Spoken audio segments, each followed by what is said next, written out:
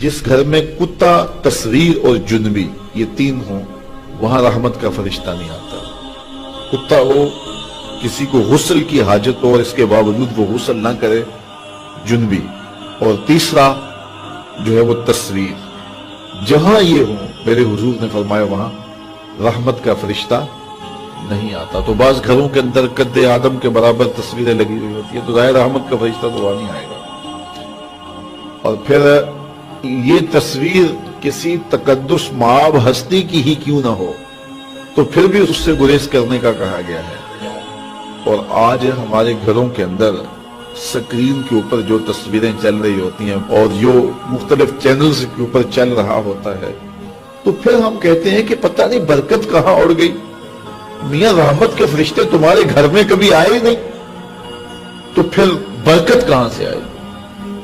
پہلے مال تھوڑا ہوتا تھا، پیسے لوگوں کے پاس اتنے نہیں ہوتے تھے، 100 روپے کا منہ کوئی دیکھتا تھا، لوگ پیدل سفر کرتے تھے۔ میں ایک دیہات کا رہنے والا ہوں، سارے لوگ پیدل شہر میں آتے تھے، لوگوں کے پاس دو سے زیادہ جوڑے نہیں ہوتے تھے، اچھا جوتا کسی کے پاس نہیں ہوتا تھا، شادیوں سے بڑے بھائی کا جوتا، چھوٹے بھائی کا جوتا، ایک دوسرے کے جوتے مانگ کے لوگ لے کے جایا کرتے تھے۔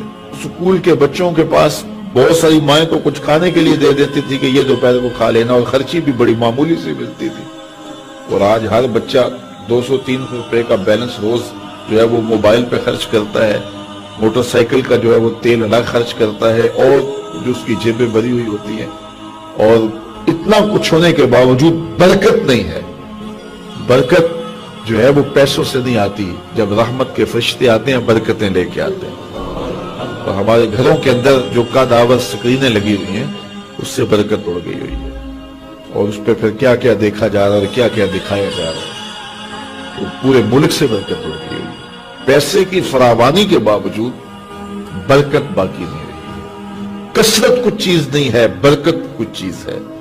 تو اللہ سے کثرت کی بجائے برکت مانگو۔ جب برکت مانگو گے تو تھوڑے میں بھی اللہ تمہیں وہ سکون اور طمانینت قلب عطا کر دے گا جو زیادہ والوں کو بھی نصیب نہیں ہوتا۔ تو اصل مقصود تو طمانینت ہے۔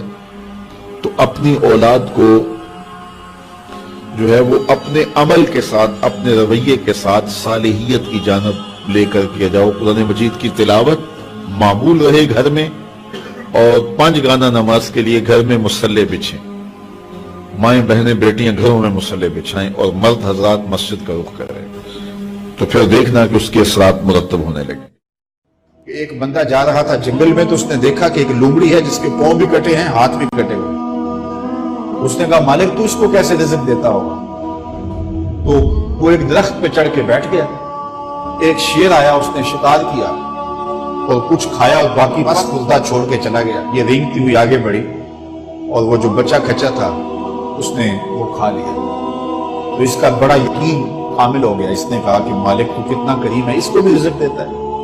ایک غار میں جا کے بیٹھ گیا۔ جب وہ بے دست و پا لومڑی کو رزق دیتا ہے انہیں تو پھر انسان۔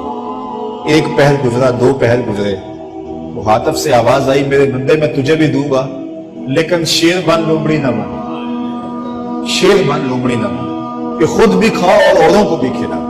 تو قسمت کا ہے جو مل کے رہتا ہے۔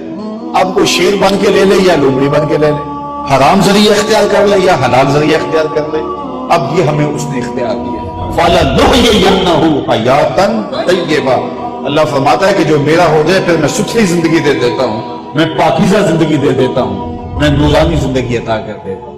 تو یقیناً جو اس کے ہو جائیں پھر اللہ اس کا ہو جاتا ہے۔ فَلَنُحْيِيَنَّهُ حَيَاتً طَيِّبَةً کا روپ چڑھتا ہے ان کے چہرے کے اوپر۔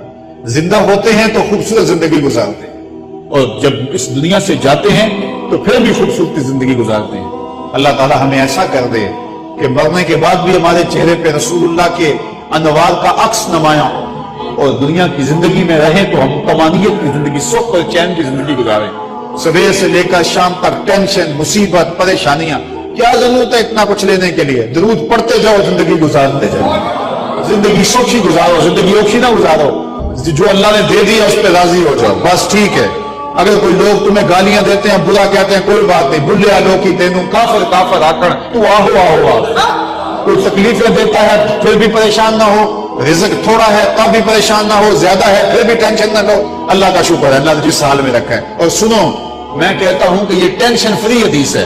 حضرت علی المرتضیٰ فرماتے ہیں جو اللہ کے دیے گئے تھوڑے رزق پہ راضی ہو گیا اللہ قیامت کے دن اس کے تھوڑے عملوں پہ راضی ہو جائے. جو اللہ کے دیے تھوڑے رزق پہ راضی ہو گیا اللہ قیامت کے دن اس کے تھوڑے عملوں پہ راضی ہو گیا. تو خوش نصیب ہیں وہ لوگ جو اپنی زندگی کو اللہ کی رضا میں گزارتے ہیں اور اپنی آخرت کو بھی اس کی رضا کے سائے میں لے جاتے ہیں. اللہ تعالیٰ مجھے آپ کو اپنی رحمتوں کے سائے میں رکھے, دنیا آخرت کی بہاریں نصیب